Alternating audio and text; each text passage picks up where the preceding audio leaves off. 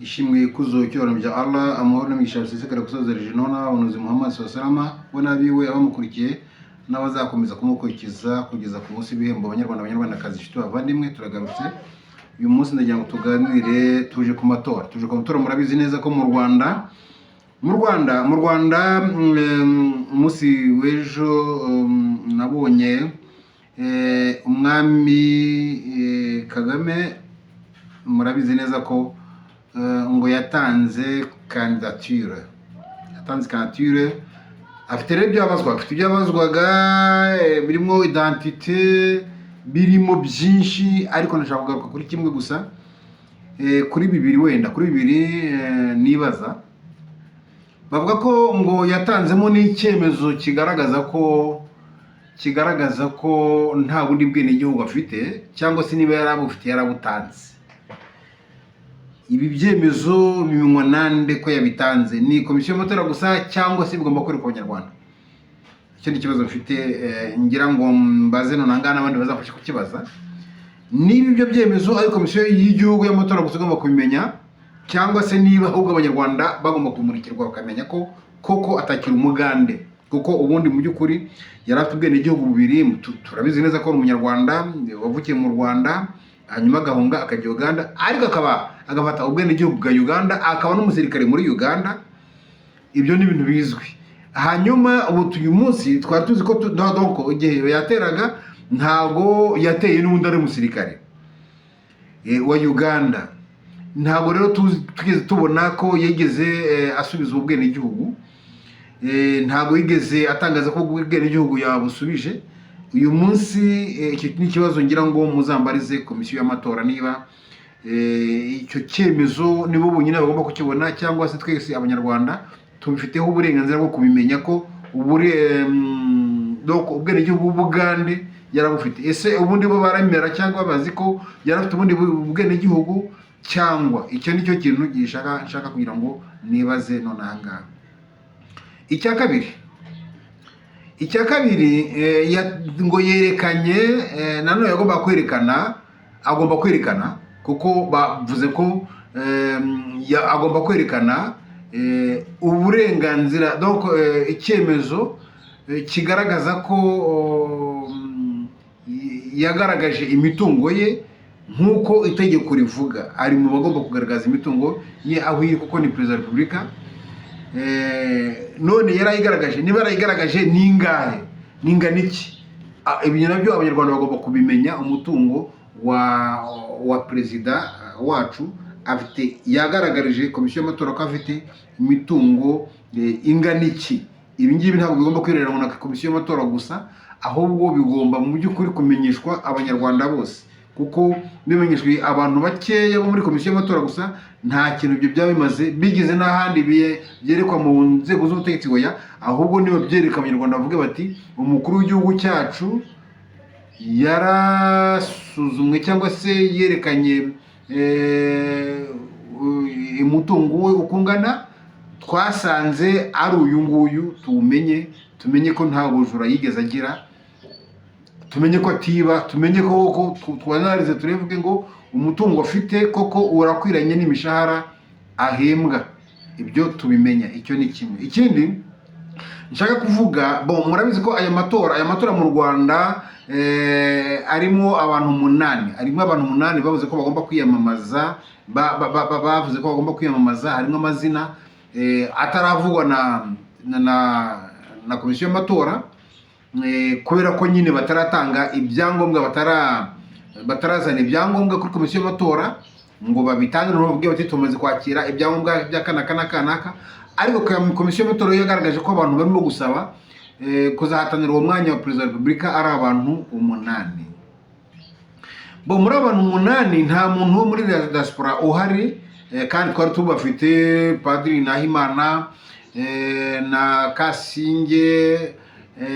Ntabwo donc bari baravuze ko bazajya mu Rwanda, bazajya kwiyamamaza. Ntabwo twigeze tumenya irengero ryabyo, ariko byo biranumvikana ko batagombaga kujyayo kuko nabo barabizi ko nta matora ari mu Rwanda, aba mu Rwanda. Icyo mvuga rero, icyo nshaka kuvuga nuko mu Rwanda nta matora ahaba. Ibyo ni kimwe. nkaba mbona ko mu by'ukuri biriya bita amatora ni ugupfusha ubusa amafaranga, biba bizwi, ni ugupfusha ubusa amafaranga, n'ababijyamo baba bajya guherekeza. Ntekereza ko mu by'ukuri baba bajya gupfusha ubusa kuko nabyo bifite amafaranga bibatwara, ariko nkavuga ngo ese baba bajyamo kugira ngo bigende bite? Wenda reka tuvuge umuntu urimo twavuga ko akomeyemo ni Habineza ufite ishyaka Green Party, undi twavuga uzwi wigeze kubihatanira mu mwaka wa 2017 Diane Rwigara Rwigara, nawe akaba nyuma y'uko atakanatire bakanayanga bakamufunga, bigaragara ko nta n'ikindi yaziraga uretse icyo ngicyo. Nibo bantu rero barimo bakomeye, ariko noneho n'undi muntu urimo nanone bita umusazi, ariko nyamugani mu by'ukuri muri ubwo busazi bavuga ko afite, njye nkabona ari we werekana imirongo ya politike, njyewe mbona nkavuga nti dimwe, kuko we aravuga ibyo yakora, kandi yanabivuga ugasanga ni ibintu byiza, kuko barafinda Segeko Fred iyo avuga ibyo yakora, avuga ko yasubiza ibishanga abaturage, amasambu akayasubiza abaturage, ntihagire umuturage wongera kuyasorera, akavuga ko ibishanga byasigara bidafashwe n'abaturage leta yabitunganya, ikabicamo ibyuzi, ikabicamo ibiyaga, hanyuma ibyo kuri ibyo biyaga hakajyaho amahoteli, hakajyaho amabingaro, ibyo biyaga bikajyamo amafi, hanyuma abantu bakajya baroba rero birira. Ibyo ni imirongo avuga, akavuga ukuntu ubukungu bwazamuka, akavuga ukuntu umuturage atakongera gukandamizwa, akavuga ukuntu umuturage atagomba kwamburwa ibye, akavuga ukuntu amazu atazongera gusenywa, akagaragaza n'ukuntu iterambere ryaboneka. Donc ngasanga rero nubwo yitwa umusazi, bamwita umusazi, ariko afite imirongo twereka, ntekereza ko ari imirongo vraiment, donc navuga ko ifatika. Abandi wenda bavuga bati tuyamamaza, ariko ntabwo tuba tuzi imirongo bafite ngo imezite. Rushima Rwigara ejo bundi ni bavuze ko azakemura ikibazo cy'igifu, kandi vraiment koko ikibazo cy'igifu, umutekano w'igifu ni ukenewe cyane mbere y'indi mitekano yindi, kuko buriya kuba njyewe nahitamo kuba nabaho aho barasa ariko mfite ibiryo, aho kubaho ndaho batarasa ariko ntagira ibiryo, kuko kutarya ni ikintu kimwe, hari ibintu by'ibanze umuntu aba agomba kumenya, kandi akabiharanira kubigeraho, byaba nabibuzwa akabirwanira, kuko ni ngombwa. Niyo mpamvu uvuga ko abanyarwanda babujwe igihugu bagomba kukirwanira, bakagerageza uburyo bagaruka mu gihugu cyabo. Hari ikiganiro tumaze gukora mu kanya kitarasohoka, icyo kiganiro kinyura ku mateka nyakuri rimwe plus rimwe TV no ku Kandoyi TV. Ni ikiganiro dukora turi abagabo bane, harimo uwitwa Mashira, muramuzi, bavuga mwita Umwami Mashira. Uyu munsi ntago yari ahari, ariko nawe ari muri iyo kundi dukorana ibiganiro y'abantu bane, hanyuma na Joseph Banze, hanyuma rero na Kandoyi, na Turwanya Kandoyi TV, na amateka nyakuri rimwe plus rimwe TV, ariwe Bicaga Abdallah.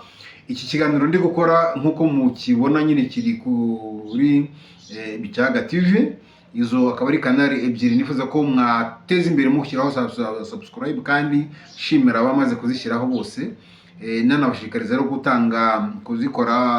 gukora za share, bakazisesekaza ku bandi, ku nshuti zabo, hanyuma nabo bakabashishikariza ko bashyiraho za subscribe, ndetse nabo bakazisharinga n'amakomenti akajyaho, kugira ngo tubone aho duhera tubaha ibitekerezo, tugendeye no ku bitekerezo nanone byanyu, mbese tumenye icyo mwifuza, hanyuma tugendeye ku bitekerezo byanyu rero tubone ibyo tuvuga. Icyo nicyo commentaire zimara, tumenya ibyo dukeneye, icyo byo mukeneye, hanyuma natwe akaba ari byo dutangaza, akaba ari byo dukora, cyangwa se tukabumvisha ko hari n'ibindi mutari gutekereza ariko biri ngombwa. Niyo mpamvu yizi kanali, impamvu ya kanali yanjye by'umwihariko ni uguhamagarira abanyarwanda kugira ubumwe, amahoro n'umutekano no kubirwanira igihe bizaba ngombwa, igihe bazabibutswa. Ibyo ngibyo rwose byo nta gushidikanya bigomba gukorwa. Ikindi rero cyo mvuga ni uko mu matora mu Rwanda, icyo muzi neza ni uko murabizi neza ko umwami Mwidishye yarabibabwiye ababwira ko nta uzamwaka ubutegetsi mu nzira zose mwanyuramo, zaba inzira za demokarasi, zaba inzira z'imirwano, zaba ubwoko bwose bw'inzira mwahitamo kunyuramo kugira ngo mu mwaka ubutegetsi. Yarabatsembeye avuga ko atazabemerera, avuga ko azahangana namwe, ageza navuga ati ngewe ndetse nzifashisha n'inyundo, nzifashisha inyundo nubwo waba uri isazi nyigukubite. Ubwo ruvuga ngo nubwo waba wenda we nturisazi ariko akugeranya isazi, kuko ufashe inyundo ya kinyundo ukayikubita isazi bingana no kubafata umuntu ukamurashisha roketi, ukamurashisha roketi cyangwa misile. Ibyo ngibyo nibyo yavuze, nibyo yavuze ko aribyo azakora, ko azabica igihe cyose muzashaka kumukura ku butegetsi. Ikindi mvuga ko ari ukwikina, ni ukuvuga ngo bari abantu bari gutekereza ko bashaka guhatana nabo niba batarimo gukina. Ikintu bazi cyambere bagomba kumenya cyambere, bazi neza ko nta gisirikare bafite ubu bwabo, kandi bazi neza ko igisirikare kiri hariya muri Rwanda ntabwo ari igisirikare cy'u Rwanda, ni igisirikare cy'umuntu, ni igisirikare cya Kagame ubwe. Niyo mpamvu nyine nawe avuga ati nzabamena, niyo mpamvu avuga ati nzabicisha inyundo, nuko nyine avuga ati mfite abo mbwiye mbo kubwira bakabikora, mfite amambunda, mfite amasasu, mwebwe ntayo mufite rero nzabarasa. Donc noneho nge ndibaza abari mu matora wenda bashya ba Diane abo bose mbese uko ari 8 batekereza iki ko bazabigenza bate. Donc icyambere ke nta gisirikare bafite, nta shinge nta rugero, kandi babwiwe neza ko nta matora azakura uwo bahanganye ku butegetsi. Ibyo nibyo byaragaragaye muri 2015 ubwo yagombaga kuva ku butegetsi, ariko bakoze ibyo bishoboka kose. Bavuga ko babeshyira abaturage ko ngo bagomba gutwara ibikangara, barabitekinika, ibyo biraba. Ibyo ngibyo byose mubona ko bizagenda gute? Noneho ndababaza, wenda reka tuvuge babagiriye, donc tuvuge ko wenda ko uyu munsi reka tuvuge ngo runiraje, navuze iti ndaje mpagarariye amatora, ninjye ugiye kuyobora komisiyo y'amatora, ntabwo ari FPR, ntabwo izabiba koko ugatsinda. Kandi nemeza ko mwatsinda bigenze gutyo, habonetse abantu bagiye muri komisiyo y'amatora batari abantu ba FPR Inkotanyi.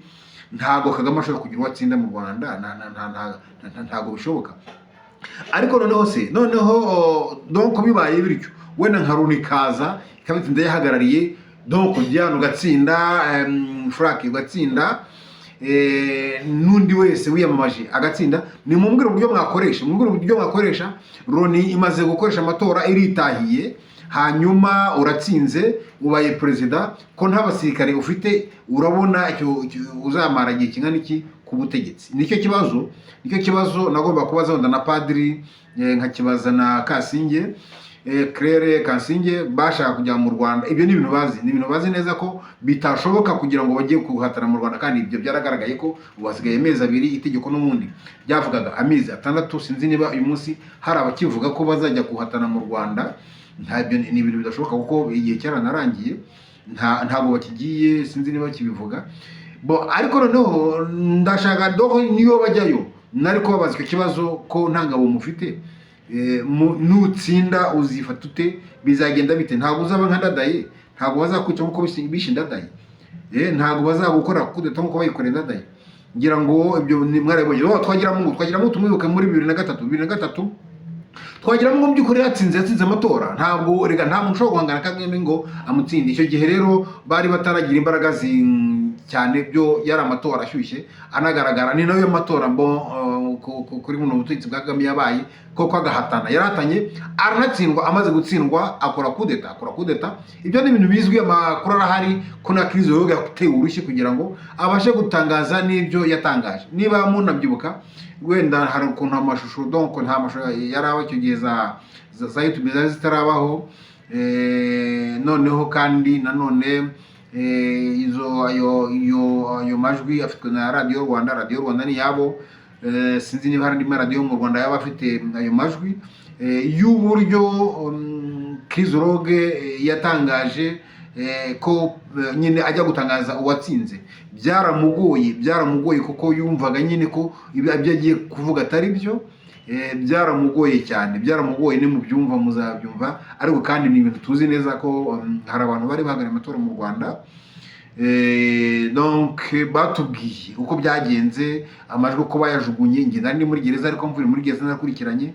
Noneho kandi abaturage bazi ko batoye, ndo buri wese iyo abaturage bahuye, buri wese akubwira ko yatoye Twagiramungu, yatoye ushobora no kujanisha aho ugiye unyura ugasanga abenshi koko niwe batoye, ariko no kibaza uko byagenze. Ibyo rero ni ibintu noneho ndibaza, uretse gukina no kwikirigita mugaseka, ninde muntu mu by'ukuri wemeza ko aramutse anatsinze yayobora kiriya gihugu cy'u Rwanda? Ibyo rero ni kwikirigita mugaseka, muve mu byo murimo. Cyokora niba wenda hariho strategie mukora muvuga muti turashaka kubyereka wenda abazungu bamenye ko nta demokarasi iri mu Rwanda, bamenye ko FPR yiba. Ariko rero uretse ko FPR nayo donc yibeshya igafata abantu bakagombye wenda guhatana nayo, ikabangira ngo ikabima kubakuriraho ubusembwa. Mu by'ukuri nabyo bigaragara ko ntacyo byabamarira kujya guhatana na FPR, kuko nyine ntibayitsinda. Ariko ahubwo nkavuga ko FPR ibaburiza iki, ko n'ubundi ibyo ikorera abandi nabo yabibakorera. Kuki itabyemera byibuze ngo ibeshye amahanga ko yapiganwe n'abantu koko bashoboye, ahubwo igashaka gupiganwa iba ari Mpayimana, iba ari nde wabone ngo watsinzwe ubushize, ubu ngubu akaba yarahawe umwanya muri minisiteri ngo y'ubumwe, icyo yikoramo sinyizi. Ni nk'ubwo rero, ni nk'ibyo. Ibyo rero ni ibintu bigaragara ko mu Rwanda mu by'ukuri amatora yo ntayo. Ikindi ni uko muri ayo matora ngo harimo abadepite nabo bazatorwa rimwe na perezida wa repubulika. Ariko ndagira ngo turebe ubundi mu Rwanda nyine ikigaragaza ko nta badepite bahaba. Abadepite bitwa ko bahari n'aba FPR, n'aba Kagame. Donc niyo mpamvu nta gisirikare u Rwanda rufite, nta nteko nshinga amategeko u Rwanda rufite. Inteko nshinga amategeko, ibintu byose biri mu gihugu ni ibya Kagame, kuko ubundi igihugu gifite abantu bari mu nteko nshinga amategeko. Hari ukuva mu mashyaka ya politike. Uyu ngubu babeshya ko hari abaho mu mashyaka ya politike atariho. Mu by'ukuri amashyaka ari mu Rwanda yose ni FPR. Donc gusa baraje basanga hariho politike y'amashyaka menshi, ntabwo rero bari kuvuga ngo bayakuyeho ngo wowe nabikunde. Ubu rero bose babashyize muri FPR, ariko mu gakingirizo. Ukaba uri muri APR, ukaba uri muri PDI, ukaba uri muri PSD, ukaba uri muri PS, uri inkotanyi, uri muri mukotanyi, ariko nyine bakwita izina rya PR, PSD n'ibindi, ariko bose bari muri mukotanyi. Niyo mpamvu muzanayibone, niyo mpamvu nyine bavuga ko batakwiyamamaza. Icyo ni kigaragaza ko ari inkotanyi, ari FPR isasansa. Donc nuko badashobora no kujya guhatana wenda nabo ngo bajye gukina umukino nk'abandi, nabo ukine n'umundi nabo baba bakina, ariko bo bavuga n'ubundi ko badashoboye gutegeka. Kandi ni mu gihe ni nabyo ndi kwibaza, uyu mugabo ubundi yahatana n'abantu yise yavuze ko ari ibifobagabane, n'abantu bari mu nteko muri iriya komisiyo y'amatora nabo ni ibifobagane. Niko wiyivugiye, avuga ko mu Rwanda nta muntu muzima hari, ndetse akunda no kuvuga ko yabuze uwamusimbura mu rwego nyine rw'ibinyoma byo kubeshya. Uretse ko nabyo ari igisebo kuba wategeka imyaka 30 hanyuma ukavuga ko utarabona umuntu wo kugusimbura. Ubwo byo yaranabyivugiye ko bigaragaza ko adategeka, koko ntategeka. Rero ibyo ni ibintu bizwi. Ubwo rero nkaba mvuga nti mu by'ukuri ibyo byose ni ibintu by'ibinyoma. Ni ukuvuga ngo nibyo abadepite bashobora kuva mu mashyaka ya politike, iyo ahari maje kubagaragaza ko adahari. None ariko ubundi n'amashyaka n'abadepite hamwe no bagomba kuva mu mashyaka ya politike, ariko bagomba no kuva muri buri karere k'u Rwanda. Kera mbere y'inkotanyi kuri ngoma ya Habyarimana bo bita igitugu, kandi bo bafite igitugu. Twari dufite abadepite baturukaga muri buri komine. Buri komine yagiraga depite byibuze, buri komine ikagira depite. donc dushobora kugenda tukubwira, abantu bashobora kugenda bakubwira ati we no muri komini harimo depite wacu ari kanaka, depite wacu ari kanaka, kandi abadepite bakaba bari muri ayo komini, apana kuba i Kigali.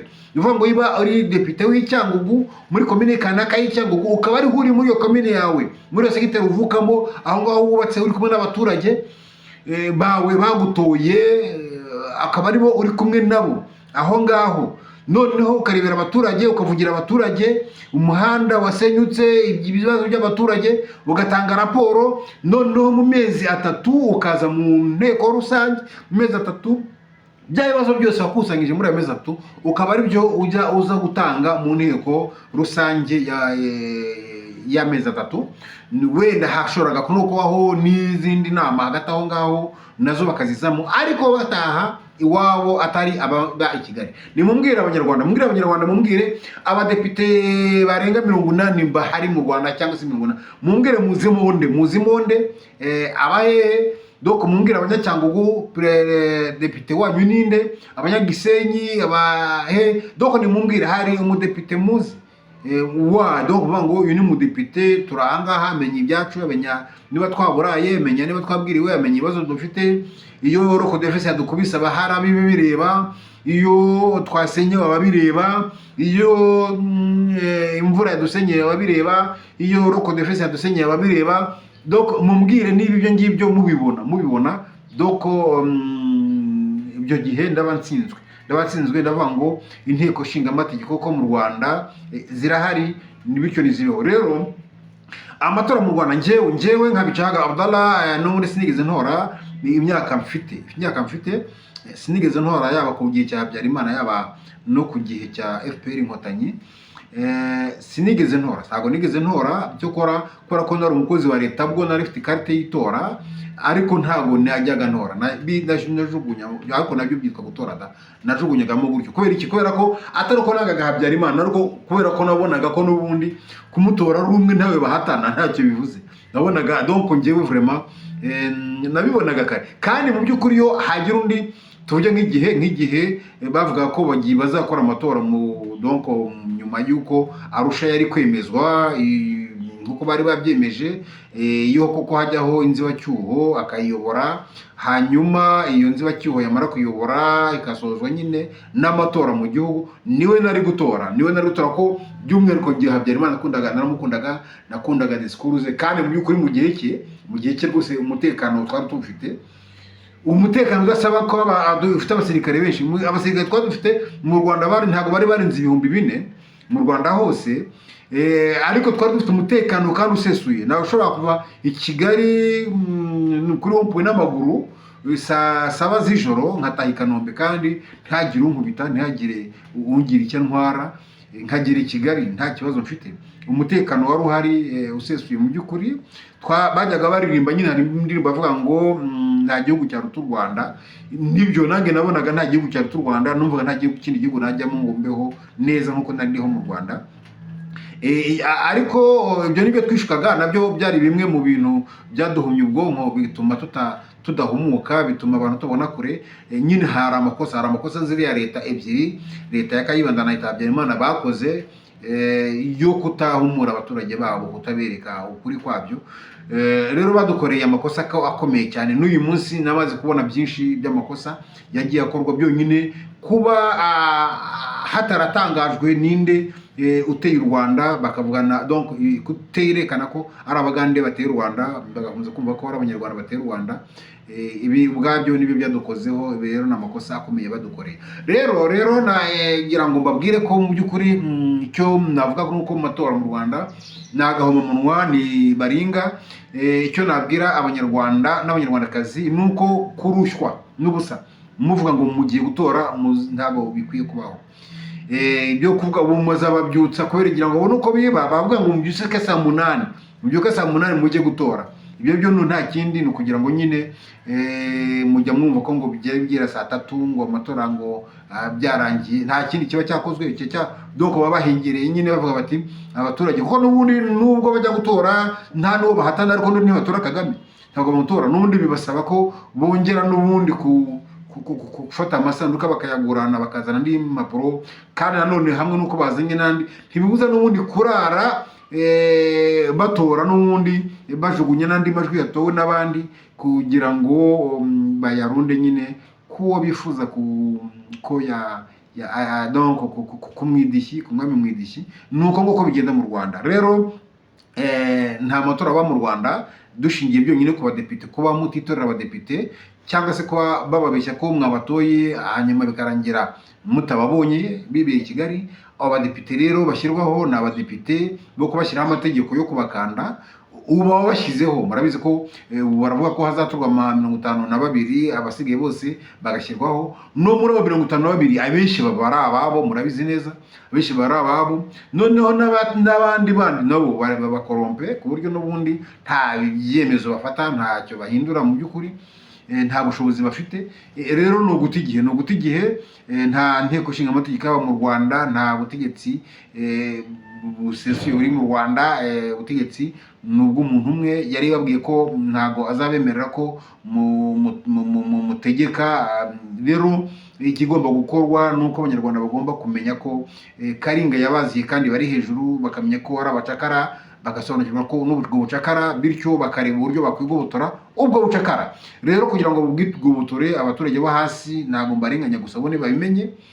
Ariko ababindi bita ngo ni bakagombye kuba barideri beshya ngo barize, ntacyo bize, bazi gusa kuvuga Igifaransa n'Icyongereza, ariko ugasanga nta kintu bamariye rubanda. Ubundi iyo wize uba ugomba kugira icyo umarira rubanda, ukavuga ukajya imbere ya mandwa nk'umuntu w'umurideri, ukavuga uti twebwe abanyarwanda turahohoterwa n'ubu mu buryo n'ubu. Abanyarwanda bakabibona bati kanaka turi imbere, natwe reka duhaguruke. Ariko iyo mubwira abantu ngo ni bajye mu mihanda mudahari, ni ikindi kibazo. Donc ntabwo wagura umunyarwanda uri mu Rwanda ngo nahaguruke, wowe wibereye imahanga, ubwo ntacyo ubabwira. Wowe bereke muri deri, niba wowe donc wowe iyo utabasha kujyayo, shaka undi muntu mu mashyaka yanyu mujyeyo. Abari babigerageje ni FDU inkingi yohereza Ingabire Victoire, ariko nabo baramudesova, ntabwo baje aho bamufungiye, ntabwo bakomeje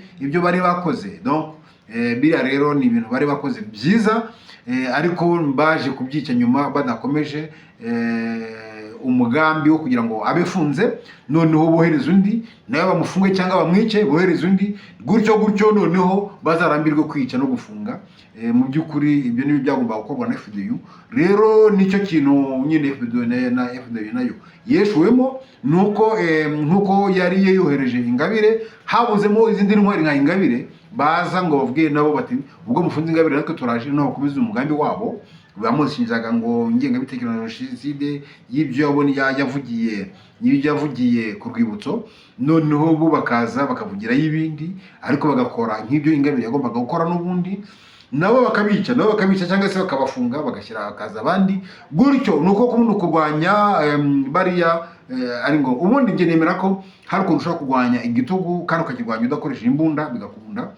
Uyu munsi wenda abantu baratekereza imbunda cyangwa se bazazitekereza ejo, simbizi, ariko ubundi no gukuraho igitugu nka kiriya udakoresha imbunda birakunda rwose, birakunda. Ariko kubera igisirikare nanone gikomeye, kugira ngo ukore icyo gisirikare ushobora gukuraho ubutegetsi bukanavaho, ariko igisirikare ari icyo nyine kigakwica. Niyo mpamvu igisirikare mu Rwanda kugiforoma nabyo ari ngombwa, niyo mpamvu kugiforoma ari ngombwa. Nge niko mbona, koko kubera koko abaturage bashobora kwirukana ubutegetsi, ariko kubera ko igisirikare atari icya leta, atari icy'u Rwanda, ari icy'umuntu, nabyo bikagorana ko uwategeka yabaho. Ubwo rero banyarwandakazi, ntizimbye mu magambo, nagira mubwire ko nta matora ajya aba mu Rwanda, uretse gusa ko amatora mu Rwanda ari baringa. N'abazayajyamo rero bazamenye ko ari abazajya gutora, ari n'abayiyamamaza, bamenye ko bari gukora ubusa.